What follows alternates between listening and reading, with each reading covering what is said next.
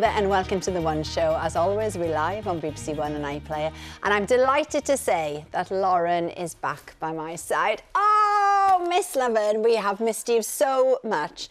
You look brilliant. How are you feeling? I feel great. You know, I'm really, really pleased to be back. Obviously, it's lovely to be back on the iconic sofa instead of watching at home on mine. And largely, I feel good because I've had so many wonderful messages from viewers. I want to say a massive thank you to everybody who's been in touch, especially people who've been through cancer treatment themselves. It's been so encouraging and really touching the way that people have been sending me those messages.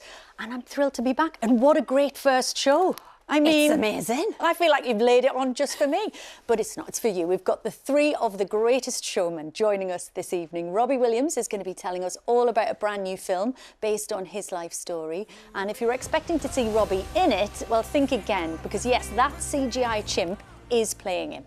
And it really works, doesn't it? Brilliantly. It works brilliantly. Joining the real Robbie will be the film's director and co-writer Michael Gracey. Now, he's the man who brought us the hit film The Greatest Showman, and it's just as spectacular. And if one global music star on the sofa isn't enough for you, how about two? Legendary singer, performer and actor Donny Osmond has been entertaining fans for 6 decades, and later on he'll be revealing why he's spending Christmas on the stage in Edinburgh. Now, last night we launched this year's National Teaching Awards, and tonight we surprised 2 more deserving teachers with the help of Ryan Hand and Dame Maggie Adair-Pocock. Such great reactions, the both of them. You really do not want to miss that. So much good stuff on the show tonight. And alongside celebrating our brilliant teachers and support staff over the next few days, the BBC has also launched Scam Safe Week. Now, this highlights the ways that we can protect ourselves from the scammers. It's something we've been doing for years on Watchdog, and tonight Nikki Fox is looking at a new scam involving eSIMs. Now, these are digital SIM cards embedded in mobile phones, used in place of physical SIM card. Yes, they're offered by some providers and are perfectly legit, except fraudsters are now using this technology to scam us. Scammers are always looking at the next opportunity to fleece people, and this latest innovation is no different. It involves fraudsters convincing network providers to switch over a person's account and number to a digital SIM. It provides an opportunity to take control of their online accounts, including their bank account. In July, Vanessa from Reading received a text from her network provider, EE, to tell her an eSIM had been ordered for her phone. As this wasn't done by her, she reported it to EE as soon as she could. They've cancelled the request for the eSIM and they referred it to their fraud department. But the next day, she received another text from EE informing her the eSIM was to be activated. 24 hours later, her phone had lost all signal. I'd been locked out of my EE app, so I tried to reset the password through my Hotmail account, but then realised that I'd also been locked out of my Hotmail account as well.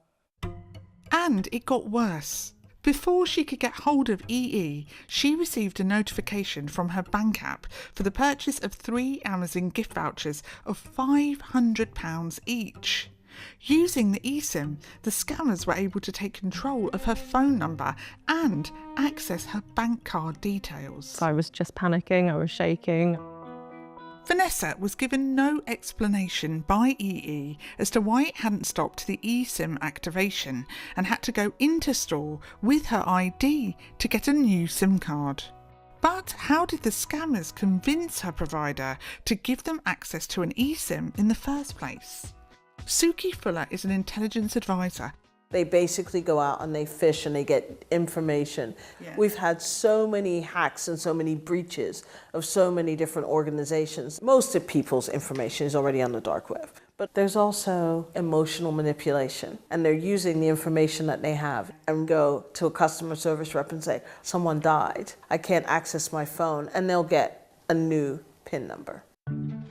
And it's not just EE customers they're targeting. We've heard from customers of other major networks who claim fraudsters have activated eSIMs on their behalf too. Gary from London received a text from O2 with a 6-digit verification code. He ignored it, thinking it was a scam. I saw there was an email from my bank stating that another phone has tried to get access to your online banking. And I went, well, it couldn't have been me. Gary's bank acted quickly to secure his accounts and ensure no money was taken. But after realising his phone couldn't receive calls or texts, he spoke to O2. Then I was informed you set up an eSIM. I said, what's an eSIM? So what did O2 say then when you were on the phone to them? They told me everything had been sorted, they wouldn't need to send a new SIM card. But the next day, Gary's phone wasn't working, and O2 informed him the eSIM was still active. It was eventually blocked, but Gary had to wait another week to regain access to his phone. How do you feel about the whole situation now? Well, I feel like I've been violated, to be honest. EE told us it secured Vanessa's account and provided a new SIM to prevent further fraudulent activity, along with a goodwill gesture to acknowledge her experience. O2 said it took action to bar the eSIM on Gary's phone as soon as fraudulent activity was reported. The case was fully investigated by their fraud team, and a replacement SIM was sent to his address within 5 working days. Both networks say the frauds were only able to occur due to a security breach elsewhere, and urge customers to use unique and strong passwords for their accounts and to contact them immediately if they notice any suspicious activity. So, to the network providers, it's time to answer calls from customers who want you to protect their accounts and make it harder for fraudsters to get in. Please don't let new technology be at the detriment of online security. Well, Nikki will be back tomorrow with more advice on scams and what to do if you've been the victim of a data breach. Time now to meet tonight's guests, 3 gentlemen who know a thing or two about putting on a great show. Please welcome Donny Osmond, Robbie Williams and film director Michael Gracie.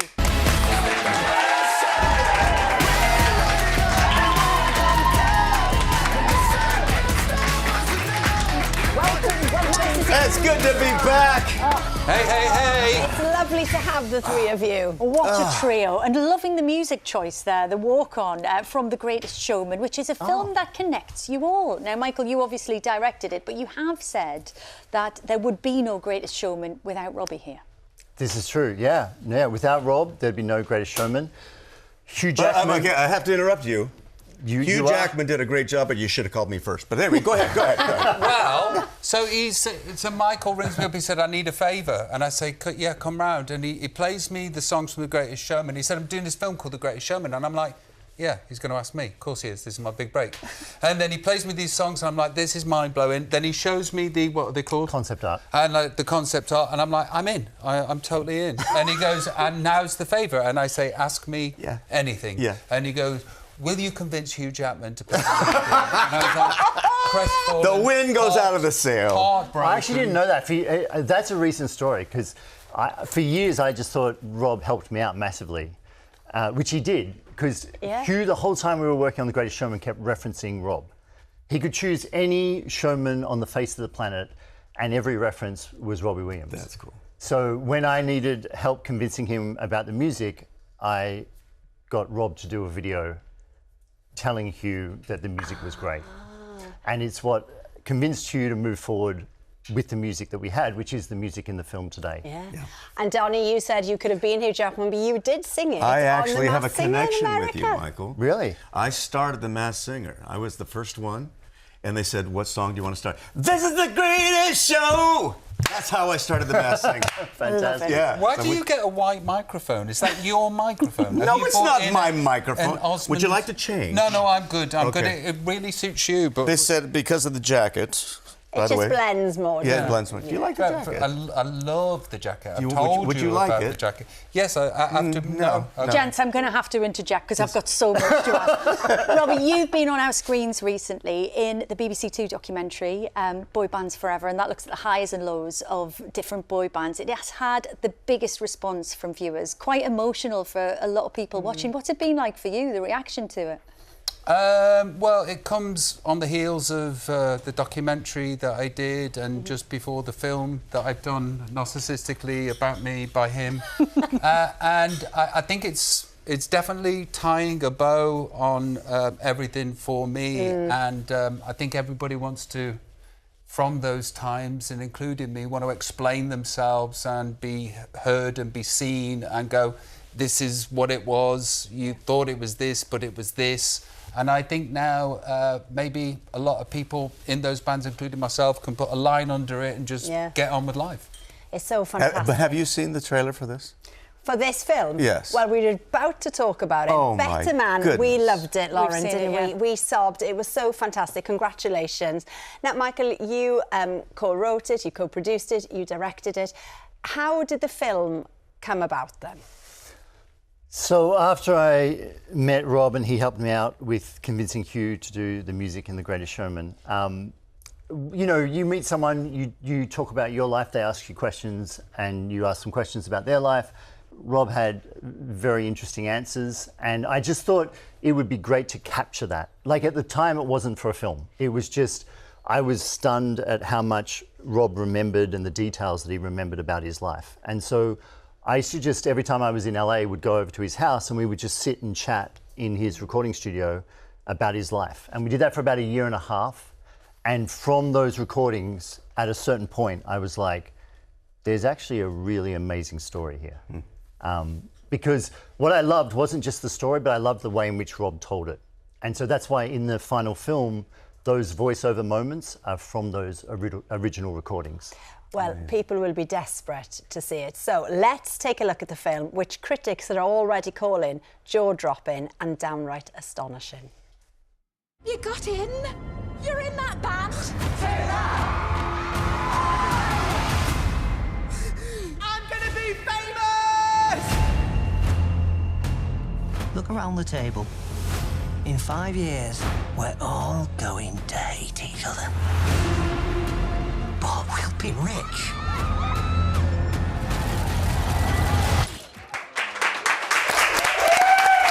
Those eyes. It's in the eyes. I mean, Robbie, this is the thing. Any number of wonderful actors could have played you, but you have opted for a CGI chimpanzee in the film. Why is that? Well, John O'Davis is the actor behind the CGI chimpanzee me, who does a remarkable, incredible job. Yeah, he's phenomenal. Why was that? I don't know. It was in his head. I love eccentricity and I love unusual and I love surreal, and it made complete sense to me as soon as he pitched it to me. And, you know, I don't know if this film would be as talked about if it hadn't had the monkey in it, and it does, and it has. And it all makes sense when you see it. Within about 10 minutes, you're like, of course, perfect, of course it is. It's like you're just watching you, yeah. We've had so many questions come in from No, I say that too. I say you see more of Rob in the monkey than you would if it was an actor playing it. Exactly. Jenny's been on. She asks, Robbie, do you have a favourite part of the film, and how emotional was it watching it and feeling the memories that it brought back? It all depends on which me is present at the time and how much sleep I've had or how much sleep I haven't had. I think the bits with Nikki Appleton are the most difficult bits because everybody else in the movie was villainesque in my life in some way or another, and she's the only person that didn't do me any harm. So when I watched that, I feel a sense of shame that I was her idiot boyfriend at the time. She didn't deserve that. She's a good person. But all the other stuff, you know, that's all. Listen, whoever I am on that particular screening is whatever gets me the most in that moment. There's a lot. It's a lot. It really, well, it is. And It's as a lot. It is powerful. Did you cry? Brilliant. Cried So much. Did you cry? So much. Both of us together. Manipulative.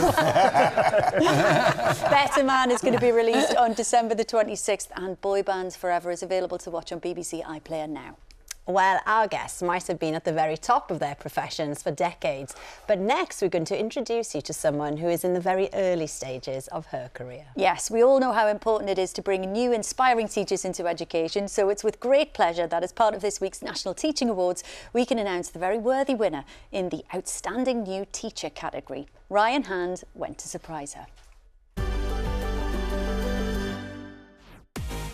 Born and bred here in Mahara, County Derry, Ciara Mulholland has been teaching science at her old school St Patrick's since she qualified as a teacher 2.5 years ago. Pull the magnesium right into the blue roaring flame. In her short time here, Ciara is already having an impact on her students. If you want a fun subject for your day, if your day's not really that good, you should go to Miss Mulholland's class. She makes it very easy to learn and everybody's happy coming into her class. And her colleagues agree. She really is what we need, a young talented teacher, in order to develop our students to be the future scientists. That's why Ciara's been nominated for Outstanding New Teacher in the Pearson National Teaching Awards. Now what she doesn't realise is that she's actually won. And I've enlisted the help of some of her friends and former camogie teammates to break the news. Now camogie, it's an Irish sport. It's rough, it's intense, it's a bit like hockey meets baseball, and Ciara was very good at it. But first, I want to meet the woman in question.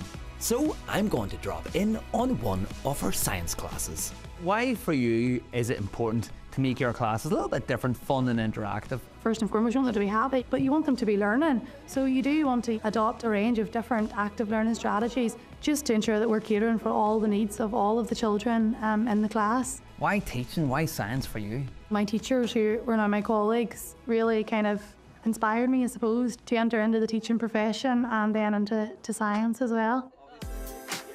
Gráinne Hughes nominated Ciara and also used to teach her.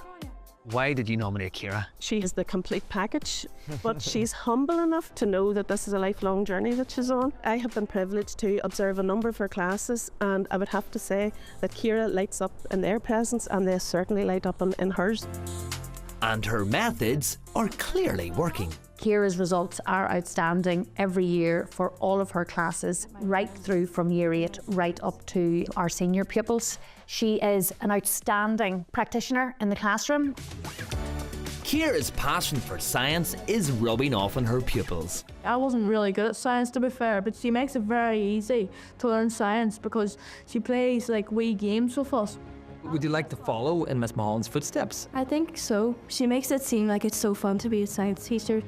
So when you walk out that door after a class, how do you feel? Not really that good because you don't have Miss Mulholland. Oh, that's lovely. And it's not just in the science department where Ciara knocks it out of the park. As former captain of the school's camogie team, she now gives up her free time to coach the next generation. Then once I blow the whistle, you just go straight out.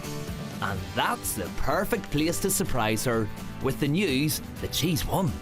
Ciara's over here in the background teaching the under 14 camogie girls, but I've roped in some of her old teammates and her staff members and her family to get across the session. He's ready. Come on, come on.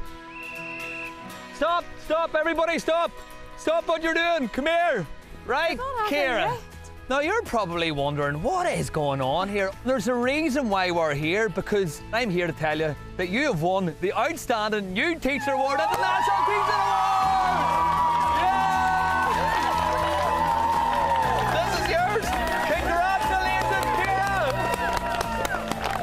How do you feel? Totally overwhelmed. This is amazing. I'm so lucky. We've the best school, we've the best staff, we've the best pupils, we have the best community, and this is an absolute honour. So we'll give her one more surprise. There can't be more. Yeah. Inside the lecture theatre, her favourite singer, Ryan McMullen, is waiting to perform. Ryan McMullen's here, everybody! Take it away, Ryan. Thank you. I'm going home to the people I love, back to the friends that I can't take with me. We'll have a night out in Belfast City. We'll have a night out in Belfast City, alright. How special does this feel? It's amazing. Really, really brilliant. And thank you everybody for coming.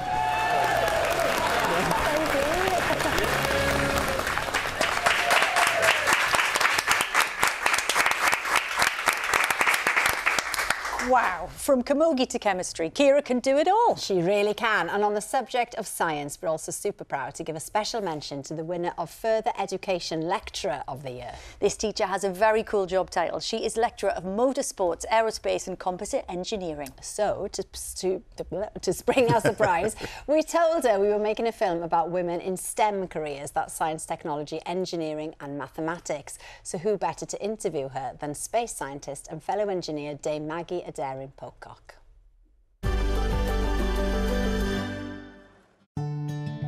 Alexis is a very giving person, always trying to help people. She's been very pivotal in terms of promoting and empowering young girls and boys as well in engineering. Alexis has definitely inspired me to do the career that I've done. She's given us as students so much of her time and her energy, and as a result we've gone on to do amazing things. Well done, guys. I can't think of a better person, really. She's a credit to the teaching profession. Alexis, wonderful to meet you, and thank you for agreeing to this interview. Thank you, Dr. Maggie. How important to you is inclusivity in the classroom? I'm a woman in a male-dominated environment, so for me, it's really important, that consideration in all of my my classes. What advice would you give to any girls who are considering sort of science, technology, engineering especially? To give it a go and follow their dreams and passions. I mean, we've had some brilliant female students on our course. Alexis, I have a confession. I'm on a secret mission for the One Show because you have been awarded the FE Lecturer of the Year at the National Teaching Awards. Oh my gosh! Many congratulations, and so well deserved. Genuinely didn't expect that. I think I've gone all red. Next door, we have a group of people who have something for you and also want to congratulate you too.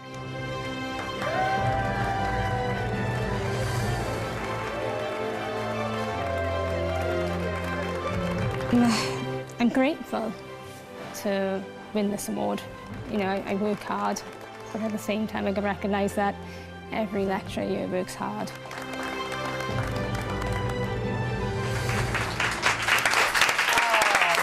Her reaction was so lovely, wasn't it? So genuine. Yeah, Very nice. so well deserved. Now, Donny, from inspiring teachers to your inspiration, you have said in the past that growing up that was Elvis, but not just because of the outfits. Well, yeah, I remember seeing Elvis perform at the Hilton Hotel when it was called the Hilton. And he was just like on fire, man. He had the whole audience in the palm of his hand. So 24 hours later, we're in his dressing room getting ready for our opening night. The door opens up and he walks in. And he says, "Hi, everybody, I'm Elvis Presley." And, okay, I'm 14 years old. And the memory that I have is that this monster that I just saw 24 hours ago is the most gentle giant. And he introduces himself, even says his last name. I remember thinking, we know your name. Everybody knows your name.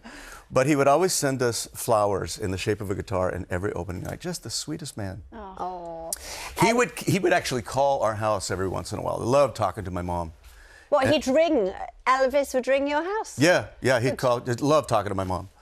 And one day my brother Alan picked it up and he just didn't put two and two together. He says, "Mom, some guy named Elvis is on the phone for you."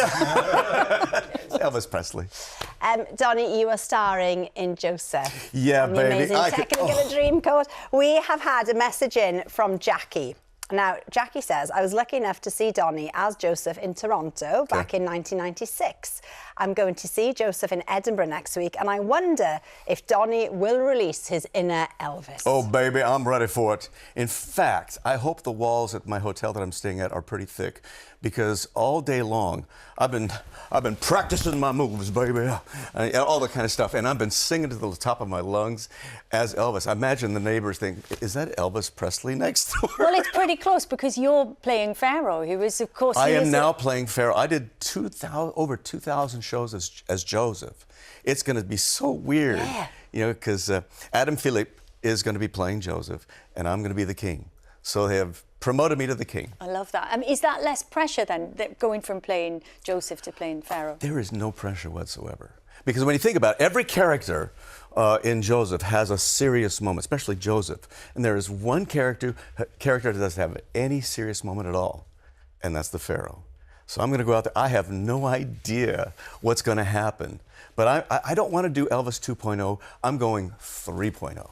So I'm just going to make stuff up and just have the time of my life. The Edinburgh Playhouse will never be the same after Do they know that? I'm just going to make things up. Amazing. And I mean, obviously, you know the show incredibly well. Yes, I do. Performed so much on stage, but also on screen. Why do you think it's endured, this piece? Well, that's the million-dollar question, but it belongs to every generation. Think about it.